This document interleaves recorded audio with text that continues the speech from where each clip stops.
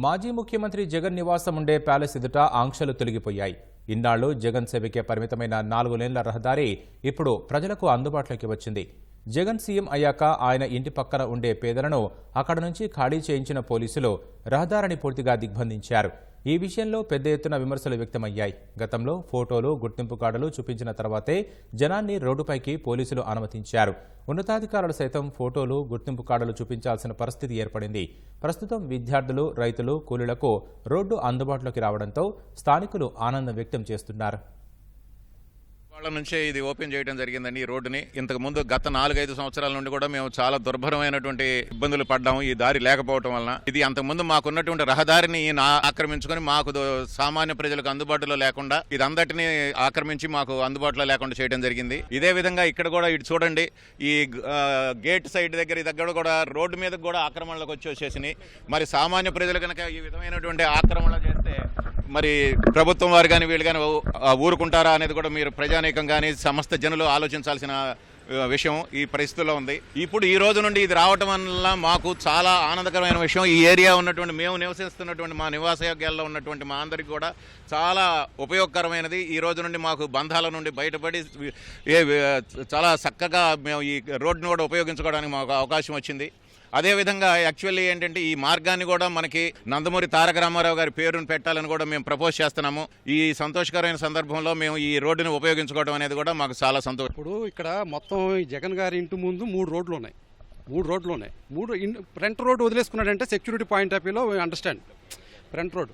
కానీ 1, 2, 3 రోడ్లు ఆ జగన్ రెడ్డి గారి ఇంటి పక్కకే అటుపక్క అపార్ట్మెంట్లు ఉన్నాయి, అటుపక్క అపార్ట్మెంట్లో ఇటుపక్క మీ నైబరం జగన్ గారికి మేము నైబర్స్. సో నైబర్స్ సీఎం మా పక్కన ఉన్నాడని మేము ప్రౌడ్గా ఉండాలి కదా. అలా కాదు, మా ఇంటికి వెళ్తే తాడు పెట్టి ఎక్కడికి వెళ్తున్నారు మీరు అని అడగలాడు.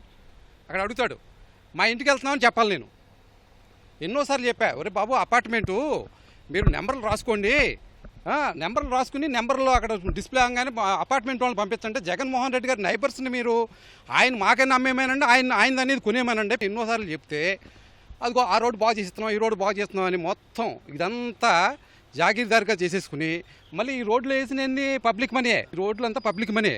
3 రోడ్లు, ఒక రోడ్డు వదలొచ్చు కదా. ఒక రోడ్డు వదిలితే ఆయన ఇంటి ముందు నుంచి ఎవరు వెళ్ళరు కదా. అప్పుడు సీఎంగా గౌరవం ఇవ్వాలి ఎవడైనా సరే.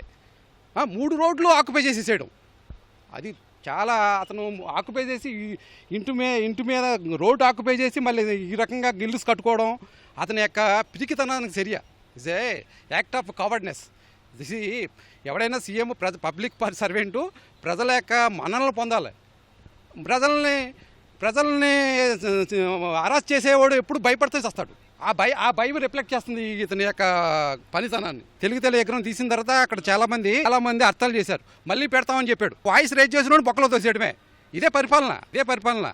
ఆ తెలుగు ఎకరం తీసుకొచ్చి అక్కడ చెత్తపుట్లో ఇస్తాడు. అంచేత అతను చేసే పనులు క్రూరత్వం, ప్రజలు ఆ రకంగా రియాక్ట్ అయ్యారు. ఎక్కడ ఉండాలో అక్కడ ఉన్నాడు. ఇప్పుడు నేను కూడా ఇక్కడ జగన్ గారి ఇంటి పక్కనే ఉంటానండి. నా వయసు 70 సంవత్సరాలు పైబడింది. నేను ఎన్నోసార్లు రిక్వెస్ట్ చేశాను, 1 టౌన్ నుంచి వస్తా, నన్ను పోనండి, పెద్దోడిని కదా, కట్ట మీద నుంచి అని. ఎవరూ ఎలా చేయలేదండి. నేను ఈ 5 సంవత్సరాల్లో నా ఆయిల్కి నేను దాదాపు 50-60 ఏళ్ళు నష్టపోయాను. ఇదంతా తిరిగి రావడం శ్రమ. 1 టౌన్ పనులు ఉంటాయి, ఎప్పుడూ ఎలా చేయలేదు. ఎన్నిసార్లు రిక్వెస్ట్ చేసినా కూడా ఆ కట్ట మీద రోడ్డు ఉంది కదా, ఆ రోడ్డు హాయిగా వెళ్ళొచ్చు జనాలు. ఈ రేవేంద్రపాడు నుంచి పాపం ఎంతమంది కూరగాయలు, మల్లెపూలు అన్నీ తీసుకెళ్తారు మార్కెట్కి 1 టౌన్. వాళ్ళకు కూడా ఎంతో ఇబ్బందిగా ఉంది. వాళ్ళందరూ ఈరోజు చాలా సంతోషిస్తున్నారు.